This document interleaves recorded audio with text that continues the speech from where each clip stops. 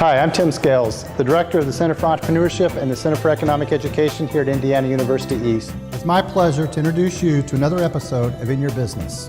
We talk to local entrepreneurs, we learn about their business, we learn about why they started their business, how they started their business, some of the opportunities their businesses has provided them and their community, as well as some of the hurdles they've gone through, some of the challenges.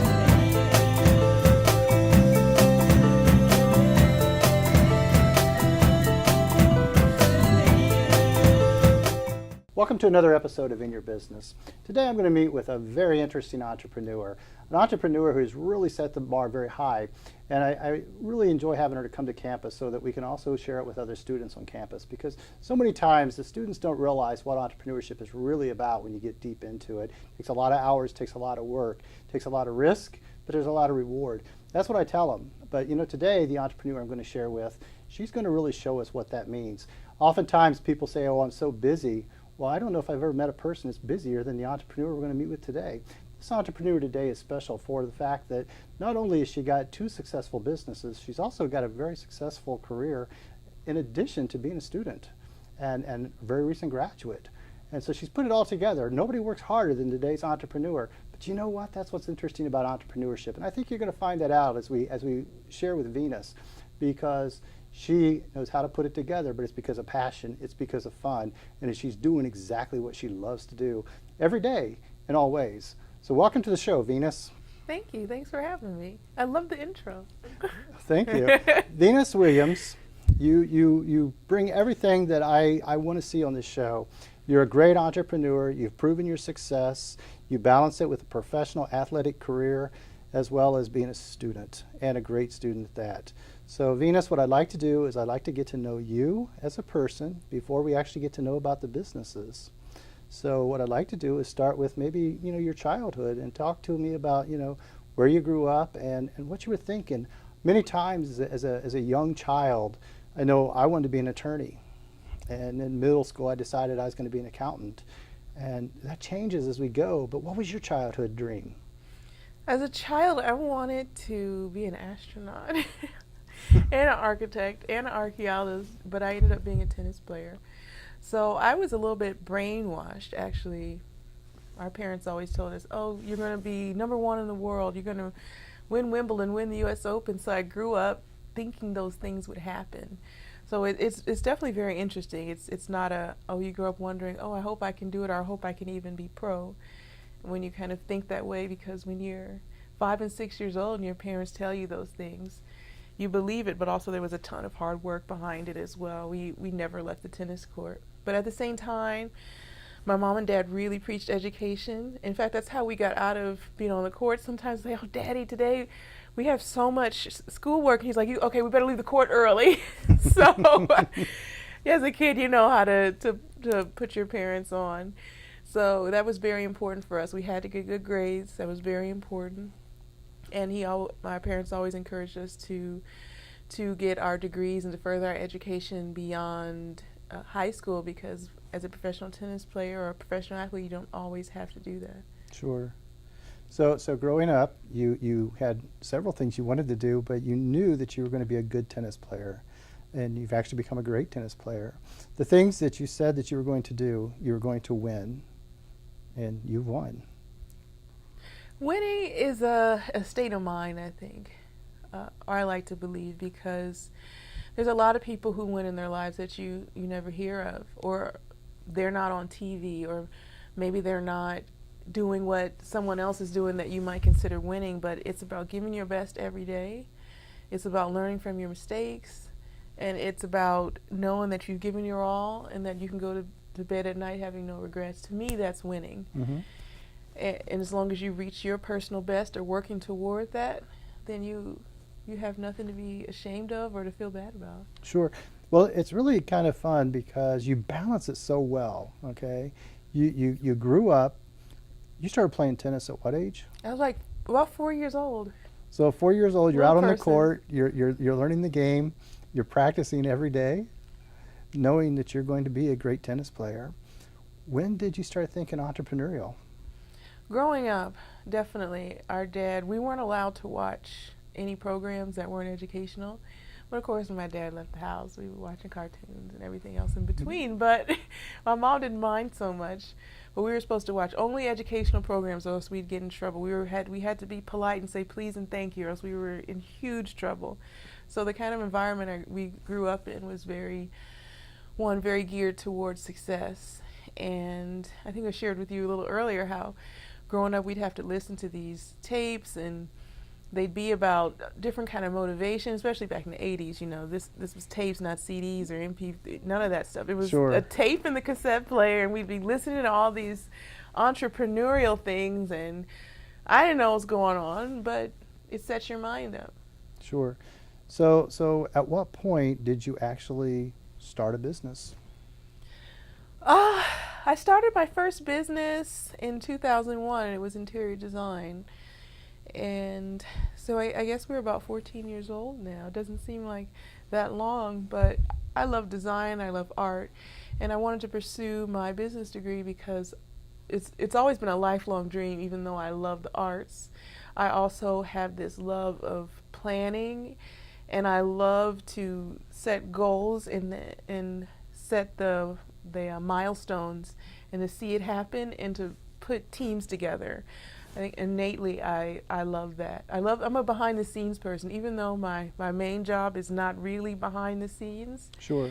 I'm definitely a behind the scenes person. I would never be an actor, I'd be the producer. So Okay.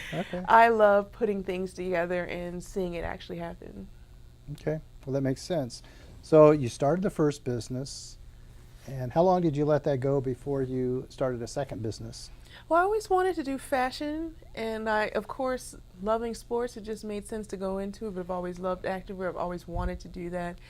And I always wanted to do activewear that had a sense of self-expression. And activewear now is a lot more cooler. But back in the day, it was like, there's a neon color, and it's in some spandex, and that's your activewear.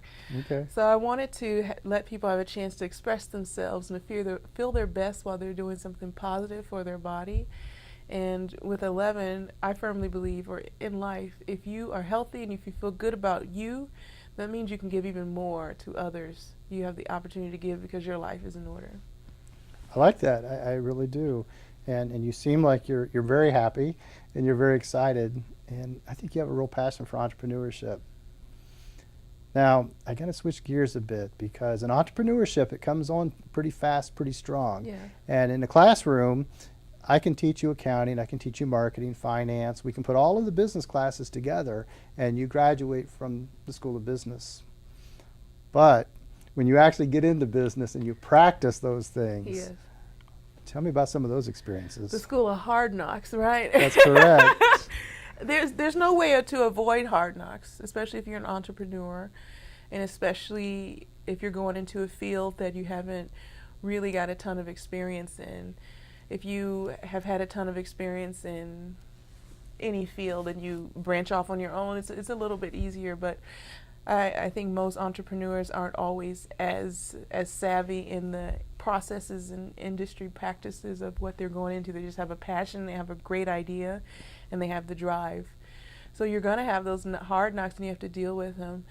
My personal advice is you can't be emotional about it. I separate myself from my emotions from business, or else it'll drive you crazy. Your heart will be racing, and you Sure. just get into it. So I definitely had to learn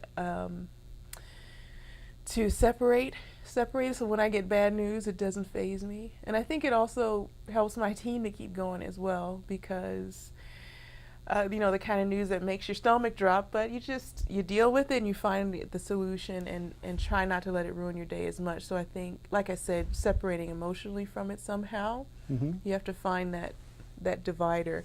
And it's not easy, because a lot of times as an entrepreneur, you have everything invested, your time that you could be given to your family or another career, a lot of times your finances.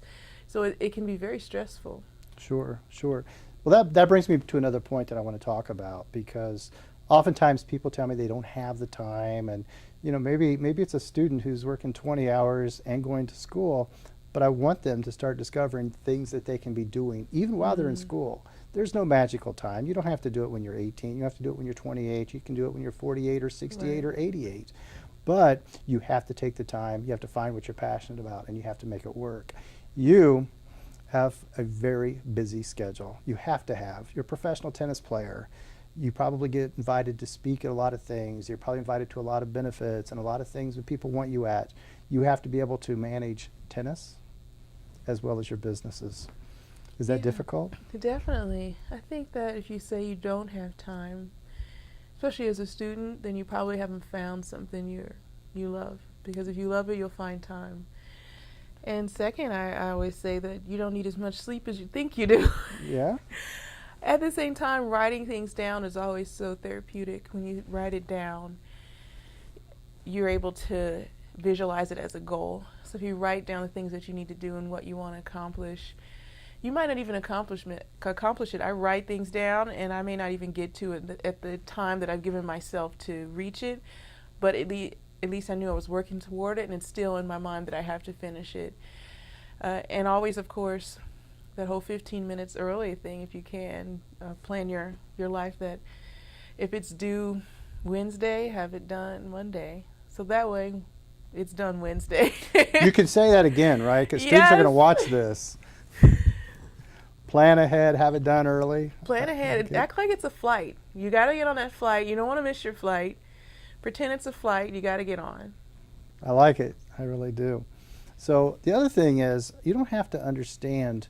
You have to know what accounting is. You have to know what finance is. You have to know the marketing, only because you've got to be able to surround yourself by the right people. Mm-hmm. I've listened to you, and you've spoken about your team a couple times.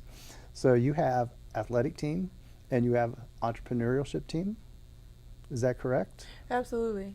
Yeah, you do have to surround yourself with people, and you have to be able to ask the right questions. So that's why being able to educate yourself, whether it's in a facility such as IU East, or whether you go out there and you pick up books, whether you talk to other people, whether you intern, you need to educate yourself. You need to so you can ask the right questions, so you can prevent the wrong things from happening. And there has to be a system of checks and balances, no matter who it is that's on your team. You need to be able to check them, and maybe they need to be able to check you too. But there has to be a healthy system of checks and balances, so that way sometimes even the most well-intentions can sometimes go astray because of not enough guidance from the top. Mm-hmm. Or there can be a number of reasons, so there's got to be a balance. Okay. Venus, we've been very serious to this point, but now we need to have a little bit of fun with it. So tell me about the business, okay? You started the business. What was that great moment, that moment when you just had a smile on your face that you said, I love this? What happened? Was it when you made that sell? Was it the first time you seen your product out? I think I love, for my interior design company, V-Star, it's definitely a win when you get a new client and they sign on the dotted line. That never gets old. Maybe it should, maybe it shouldn't, but it doesn't. For me, that's a win. That's like a match win. Okay. So I enjoy that moment. I enjoy that moment a lot. And for fashion, I love when the clients are happy. I love when I get an email and someone says, oh, people love the clothes at our facility or our store. We can't get enough of it. Or I walk out on court in a random tennis place and someone's wearing the skirt. Or those sorts of things really make you happy. And of course, that people like the clothes is always the ultimate 2 thumbs up. Sure. Do you have a lot of locations for your clothing? We don't actually have stores at the moment, but we do sell wholesale. So we're a wholesale company at the moment. Okay, all right. And then as far as, employees, how many employees do you have? At 11, we have a combination of outsource and in-house. Okay. So counting them all, probably close to 10, and at V-Star, probably about 5 or 6. So, yeah. That's quite a few. A nice number. Yeah, for a small business and as busy as you are, that's excellent. Yeah, definitely. So, another question I always like to ask entrepreneurs is about their hours. I don't even know how you would calculate yours, but how many hours do you think you might spend a week in entrepreneurship? Yes, that's a tough question because throughout the day, I'm during practice. I'll be reading emails on the when I take a break, so that way I know what's happening during the day. I'll be in the gym trying to return things, but it's very, I really can't really get to returning things unless I completely stop my day after practice and return emails. Sure. So I think just the weekend, I love that because the emails slow down. I'm the kind of boss that I don't want people overworking or burning out. I don't want people to feel obligated to work on the weekend unless they decide to themselves. Sure. So at the same time, I never have a policy where I say, don't send emails on the weekends. I don't want to discourage anyone from doing something they feel they should do. But at the time, it's like, don't send emails on the weekend, rest. So there has to be a bit of a balance. But it's hard to say how many hours because it's not 9 to 5. And sometimes I'll work in the evenings or at night. Sure. Venus, I know that you did things just a little bit, I guess you'd say from a practitioner approach, because you got into entrepreneurship. You had 2 successful businesses before you even started here at Indiana University East. So did that help you apply what you were learning from the classroom in your businesses? Absolutely. The first class I took was organizational behavior. I think it was a perfect first class because I learned so much about how to get people working together and how to work with different personalities or how to negotiate around conflict. So I learned a ton from that class, and it was a perfect class for me because I already had businesses. So it was about figuring out how to get all the personalities to work together. But I have to say I've learned so much, and I'm definitely so much better because of the information. You can't beat information, you can't beat knowledge, and at the same time you can't beat instinct as well. But if you can combine them all, then it's a dangerous combination. Well, I think you do a great job. Venus, I'm flattered that you came and was a part of the show today. Is there anything that you would want to share with the students as they view this that might spark an interest to keep them involved in entrepreneurship? I think it's very important, and I think you've mastered it. Take all of Tim Scales' class. You'll learn so much. I enjoyed every single moment. I enjoyed all of your classes as well. And it's just so interesting how economics and new venture create, all the things that you teach have such a basis in everything that you learn. It's the beginning of the building blocks. Sure. And so many things you learn in economics are so important for running your business. If you have to, especially I find with forecasting as well, just looking at the economy and where you think it might go, what the feds might be doing, what their plan is. So I'm the kind of person, I wasn't so interested in all of those things, but after I was in your classes and I paid a lot more attention to what was going on and what was happening around the world in economics and in finance, and that has helped me make better decisions as well. Good. Well, again, thank you for taking your time out to be here, and it's important to us. I think education's important, and I think the fact that you're sharing with others is a part of that education. So not only are you an entrepreneur, you're a professional tennis player, but you're also an inspiration to many others. Thank you so much. Thank you for doing a great job. Thank you for your time. Thanks, Venus. This concludes another episode of In Your Business. Today we met with Venus Williams, professional tennis player, but one great entrepreneur. She has 2 businesses. She balances her school schedule. She graduated from the university. She continues to say she's going to continue to have more education. You know, she's talked about the classes. She talked about what she learned in the classes. But Venus is one of those students who's going to be a learner her entire life. She pays attention, she listens, and then she goes beyond. And that's what it takes to be a success. And whatever you're going to do, whether it be your classes, whether it be entrepreneurship or on the court, Venus knows what success is. She knows how to get it. She's worked hard for it. Nothing's been given to her. She's earned it, and so can you. Thanks for watching another episode of In Your Business.